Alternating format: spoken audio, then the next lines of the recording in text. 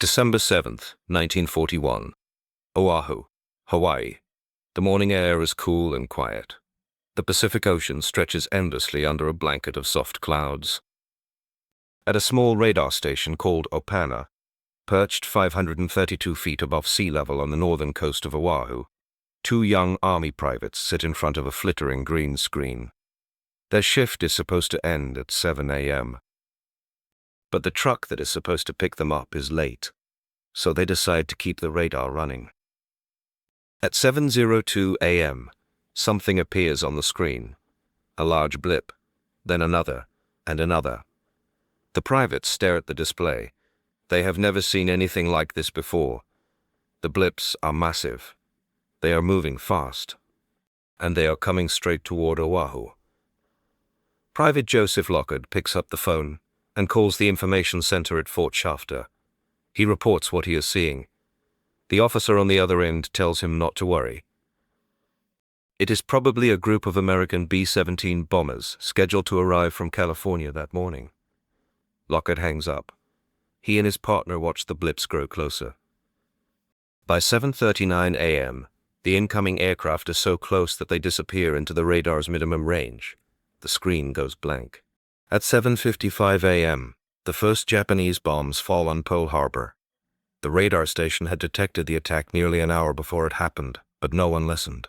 The information was ignored, the warning was dismissed, and 2,403 Americans died. It would not be the last time radar changed the course of the Pacific War, but it would be a lesson the United States would never forget.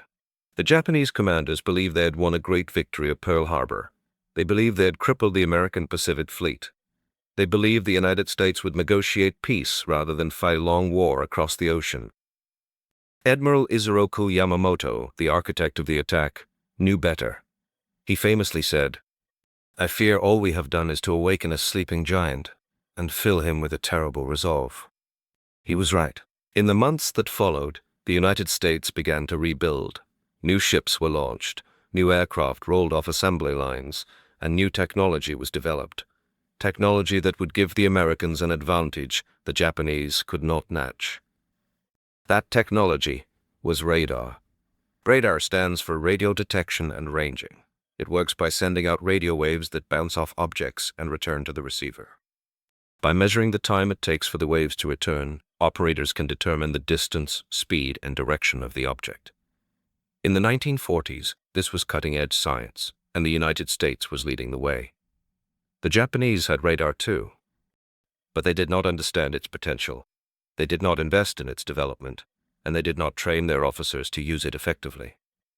Japanese radar technology in 1941 was years behind the Americans.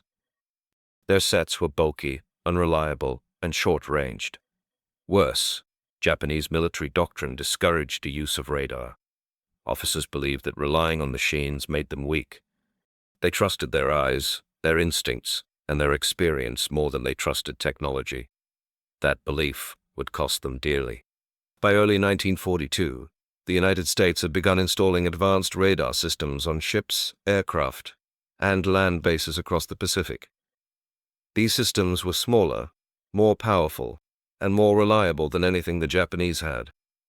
American radar could detect aircraft at ranges of 150 miles or more. Japanese radar struggled to reach 50 miles. American radar operators were trained to interpret signals, track multiple targets, and coordinate responses. Japanese operators were often told to shut down their radars when enemy aircraft came within range to avoid giving away their position. The difference was not just technological, it was philosophical. The Americans understood that modern war was fought with information as much as with bullets. The side that saw farther, reacted faster, and coordinated better would win.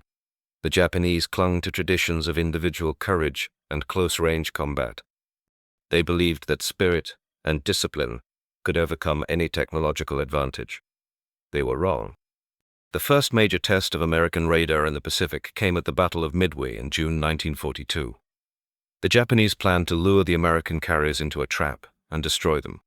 They believed the Americans would not know they were coming. But the Americans had broken the Japanese naval codes. They knew exactly where the Japanese fleet would be. and they had radar to guide their aircraft to the target.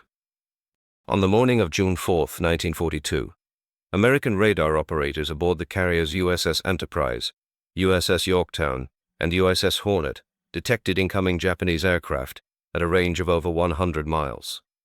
Fighters were scrambled. Guns were manned. By the time the Japanese bombers arrived, the American defenses were ready. The Japanese lost 248 aircraft in the battle. The Americans lost 150 aircraft. But more importantly, the Japanese lost 4 aircraft carriers. The Americans lost 1. Midway was the turning point of the Pacific War, and radar played a crucial role. But the story of radar in the Pacific is not just about big battles and famous victories. It is also about the quiet, unglamorous work of men and women who operated radar stations on remote islands, in jungles, and aboard ships. These operators sat for hours staring at green screens, watching for blips that might never come. They worked in extreme heat and humidity. They endured boredom, isolation, and the constant fear of attack. But their work was vital. One of the most important radar stations in the Pacific was located on Guadalcanal. After the Americans captured the island in August 1942, they immediately began setting up radar installations to protect the airfield and the surrounding waters. The radar station on Guadalcanal could detect Japanese aircraft and ships at long range, giving American forces time to prepare for attacks.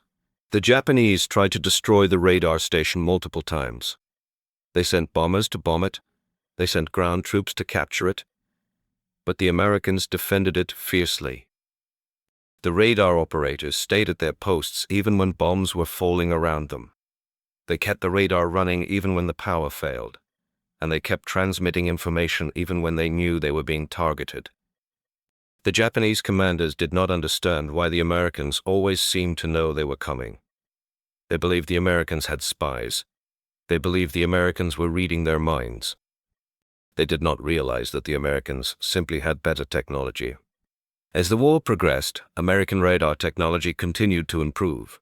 By 1943, the United States had developed airborne radar that could be mounted on patrol aircraft. These aircraft could fly long-range missions over the ocean, detecting enemy ships and aircraft from hundreds of miles away. The Japanese had no equivalent. Their aircraft relied on visual sightings, which meant they could only see what was directly in front of them. The Americans also developed radar-controlled anti-aircraft guns. These guns could track and fire at aircraft automatically, without human aim. The Japanese had nothing like this. Their anti-aircraft guns were manually aimed, which made them far less accurate. By 1944, the gap between American and Japanese radar technology had become a chasm. The Americans could see everything. The Japanese were flying blind. One of the most striking examples of this gap came during the Battle of the Philippine Sea in June 1944. The Japanese sent a massive carrier strike force to attack the American fleet. They believed they could overwhelm the Americans with sheer numbers. They launched wave after wave of aircraft, but the American radar operators detected them all. American fighters were vectored to intercept the Japanese planes long before they reached the carriers. The result was a massacre. The Japanese lost over 600 aircraft in 2 days. The Americans lost fewer than 100. The battle became known as the Great Marianas Turkey Shoot. The Japanese commanders were stunned. They could not understand how the Americans had destroyed so many of their planes. They blamed poor training. They blamed bad tactics. They blamed the pilots. But the real reason was radar. The Japanese Navy did eventually begin to appreciate the value of radar. By late 1943, they started equipping their ships with radar sets. But by then, it was too late. The Americans were already years ahead. Japanese radar sets were still unreliable. Japanese operators were still poorly trained, and Japanese commanders still did not know how to use the information radar provided. There was another problem. The Japanese Army and Navy refused to cooperate with each other. They developed radar systems independently, using different frequencies and different designs. They built radar stations in the same areas, duplicating efforts and wasting resources. They competed for limited materials and limited engineers. The result was chaos. The Americans, by contrast, had a unified radar development program. They shared information, coordinated efforts, and built on each other's successes. The Japanese also made strategic mistakes with their radar. They placed radar stations on islands that the Americans would later capture. When the Americans took the islands, they took the radar stations too. American engineers studied the captured Japanese radar sets and discovered how primitive they were. This gave the Americans even more confidence. One of the most important uses of radar in the Pacific was in the campaign against Japanese submarines. The Japanese Navy had a large submarine fleet, and they used it to attack American supply lines. But American radar-equipped patrol aircraft could detect submarines on the surface of long range. When a submarine was spotted, the aircraft would attack with bombs and death charges. The Japanese submarines had no warning. They could not see the aircraft coming. By 1944, the Japanese submarine fleet had been decimated. The Americans also used radar to hunt down Japanese shipping. American submarines were equipped with radar that allowed them to find Japanese cargo ships and tankers in the dark. The Japanese had no way to defend against these attacks. Their ships were sunk one by one. Japan, an island nation, depended on imports of food, fuel, and raw materials. Without those imports, the Japanese war machine began to collapse. By 1945, the United States was preparing to invade Okinawa, the last stepping stone before Japan itself. The Japanese knew the invasion was coming. They had built fortifications across the island. They had positioned radar stations to detect incoming aircraft and ships. They had laid undersea cables to coordinate their defenses. But it was not enough. American radar-equipped aircraft flew reconnaissance missions over Okinawa for weeks before the invasion. They mapped every Japanese radar station. They identified the frequencies the radars were using. They plotted the locations of the cables. And when the invasion began, American aircraft followed flight paths that minimized the warning time the Japanese radars could provide. The Japanese defenders were caught off guard. Their radars were jammed, their communications were disrupted, and their defenses were overwhelmed.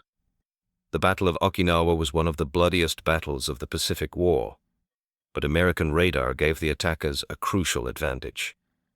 Japanese kamikaze pilots tried to crash their planes into American ships, but American radar detected them at long range. American fighters were scrambled to intercept them. American ships fired radar-controlled anti-aircraft guns. The Japanese lost thousands of aircraft. The Americans suffered heavy casualties, but they won the battle.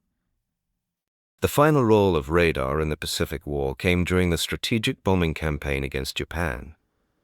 American B-29 bombers flew long-range missions from bases in the Mariana Islands to bomb Japanese cities.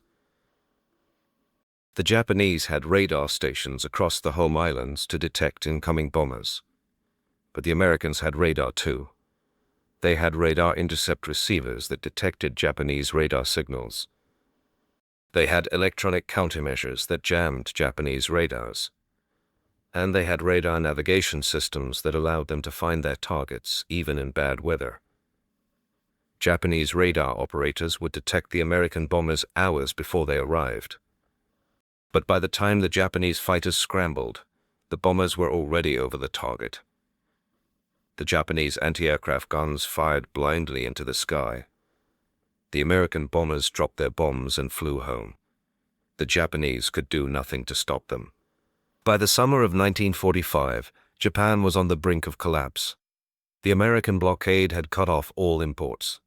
American bombers had destroyed most of Japan's cities, and the Japanese military had lost the will to fight.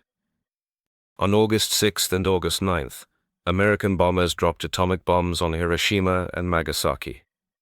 On August 15th, Emperor Hirohito announced Japan's surrender. Radar did not win the war by itself, but it gave the Americans an advantage that the Japanese could never overcome. It allowed the Americans to see farther, react faster, and fight smarter. It saved American lives, and it helped bring the war to an end. The story of radar in the Pacific War is a story about the power of technology, but it is also a story about the importance of vision, leadership, and investment. The United States invested in radar because it understood that the future of warfare would be shaped by science and engineering. The Japanese did not. They clung to old ideas and old ways of fighting, and they paid the price. The radar station at Opana, the one that detected the Japanese attack on Pearl Harbor, is still standing today. It is a national historic landmark. Visitors can walk the grounds and see the equipment that the two young privates used that morning. There is a plaque that reads, "Here, nearly an hour before the attack, the first warning was given." But it was not heeded. It is a reminder of what happens when we ignore warnings, and it is a reminder of what happens when we fail to invest in the tools and technologies that can protect us. The Japanese commanders boasted a victory at Pearl Harbor. They believed they had struck a blow that the Americans could not recover from. But they were wrong. The Americans recovered. They adapted. They innovated. And they won. Radar was just one piece of that victory, but it was an important piece. It was the eye that saw across the horizon. It was the sentinel that never slept. And it was the technology that helped turn the tide of the Pacific War. Today, radar is everywhere. It guides aircraft, tracks weather, and helps drivers avoid collisions. It is a technology we take for granted, but in the Pacific War, it was a revolution. It changed the way battles were fought. It changed the way information was gathered, and it changed the outcome of the war. The radar operators who sat at those green screens, staring into the darkness, did not know they were making history. They were just doing their jobs. But their work mattered. It saved lives, it protected fleets, and it helped win the war. The Japanese commanders boasted of victory. But a single radar station and the thousands of men and women who operated radar systems across the Pacific proved them wrong.